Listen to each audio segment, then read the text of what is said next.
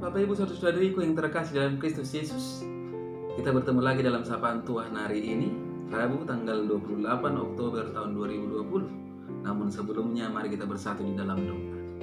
Damai sejahtera Allah yang melampaui segala akal, itulah yang memelihara hati dan pikiranmu di dalam Kristus Yesus Tuhan kita. Amin. Saudara yang terkasih dalam Kristus Yesus, sapaan Tuhan buat kita hari ini terangkat dari kitab Kisah Para Rasul pasal yang ke-5 ayat ke-9a. Demikian firman-Nya. Kata Petrus, "Mengapa kamu berdua bersepakat untuk mencobai roh Tuhan?" Sampai sejauh itu firman Tuhan. Saudara yang terkasih, saya mengangkat tema dari kebenaran firman ini, yaitu hidup tulus dan jujur. Saudara yang terkasih dalam Kristus Yesus, jika kita memperhatikan cara hidup jemaat mula-mula, mungkin kita akan dibuat malu. Mengapa saudara-saudara? Karena jemaat pada zaman rasul-rasul memiliki hati yang mau berbagi, perhatian dan peduli terhadap sesama. Mereka suka memberi persembahan, rela menjual harta kepunyaannya untuk dipersembahkan kepada rasul-rasul dan kemudian dibagi-bagikan kepada setiap orang sesuai dengan keperluannya masing-masing. Sehingga tidak ada seorang pun yang berkekurangan di antara mereka. Tidak ada istilah tertawa di atas penderitaan orang lain. Bahkan dikisahkan saudara-saudara, ada seorang yang bernama Yusuf dan para rasul memanggilnya Barnabas. Orang Lewi dari Siprus jauh-jauh datang untuk memberikan persembahan hasil menjual ladangnya. Jumlah uang yang dipersembahkan pasti saudara-saudara sangat besar, dan itu sangatlah berarti bagi orang-orang yang membutuhkannya. Melihat orang asing yang sangat kaya membawa persembahan yang banyak dari hasil menjual ladangnya, mendorong Ananias dan Safira untuk turut pula menjual sesuatu yang mereka miliki agar bisa diberi kepada rasul-rasul dan untuk dibagikan. Tapi sayang saudara-saudara, Ananias dan Safira telah melakukan kebohongan besar. Kebohongan itu adalah dosa. Masalahnya, mereka punya motivasi yang keliru. Mereka ingin dikenal sebagai dermawan dengan berjanji memberikan seluruh hasil penjualan tanahnya kepada rasul. Namun mereka berdusta. Mereka menyimpan sebagian uangnya saudara-saudara, tetapi mengaku memberikan seluruhnya. Mereka ingin mendapatkan pujian dari jemaat lain. Mereka lupa bahwa pencitraan semacam itu mungkin saja dapat dilakukan terhadap saudara-saudaranya, terhadap sesamanya manusia. Tetapi mereka lupa bahwa Tuhan adalah Maha Tahu dan melihat segala sesuatunya perbuatan manusia. Akibatnya saudara-saudara, bukannya mendapat pujian, mereka justru dihukum karena mempermainkan Tuhan. Tidaklah salah menahan sebagian hasil penjualan dan uangnya mereka gunakan untuk kepentingan diri sendiri. Namun adalah bohong besar jika mereka mengatakan telah memberikan semua yang mereka miliki. Mereka lebih menginginkan pujian dari manusia daripada takut akan Tuhan. Saudara yang terkasih dalam Kristus Yesus, bagi mereka reputasi diri sendiri sangatlah penting.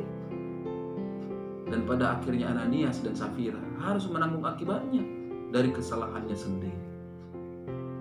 Persoalannya, apakah selama ini tanpa kita sadari, kita juga pernah atau malah sering melakukan motivasi seperti yang dilakukan oleh Ananias dan Safira, saudara-saudara?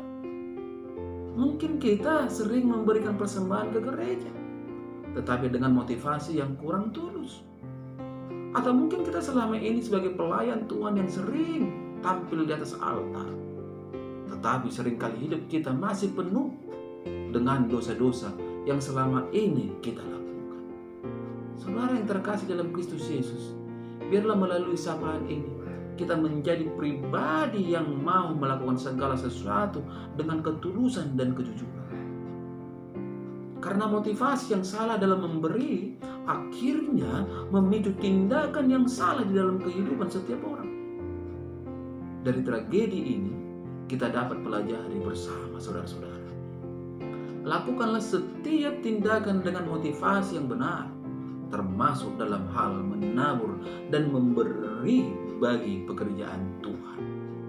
Marilah kita menjadi pribadi Kristen karena, bukan menjadi pribadi Kristen agar atau supaya, seperti Ananias dan Safira. Karena itu hanya akan mendatangkan malapetaka.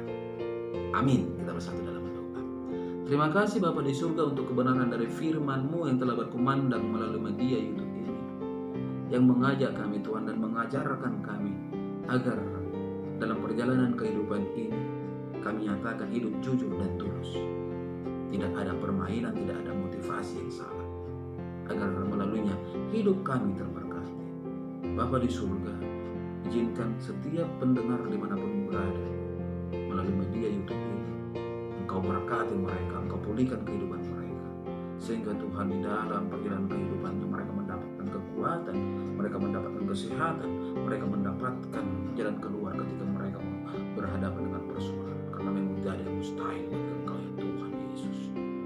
Pada kesempatan ini juga hamba berdoa untuk setiap jemaat yang telah Engkau percayakan kepada pelayanan hamba. Engkau berkati rumah tangga mereka Bapa, Engkau berkati pekerjaan mereka, Engkau berikan kesehatan, Engkau berikan kekuatan, Engkau berikan hikmat dan bijaksana untuk menjalani setiap kehidupannya, sehingga kemuliaan hanya bagi nama Tuhan. Begitu juga Tuhan Yesus, hamba berdoa untuk keluarga aku, itu aku Mama Ella, tidak henti-hentinya hamba berdoa untuk kesembuhannya.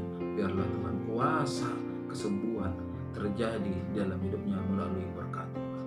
Begitu juga Tuhan, itu aku Mama Roma, Mama Cardo, Mama Elga, Engkau berikan sukacita, Engkau berikan kesehatan dalam hidup mereka, sehingga mereka mampu melakukan aktivitasnya dengan sukacita yang dari Tuhan.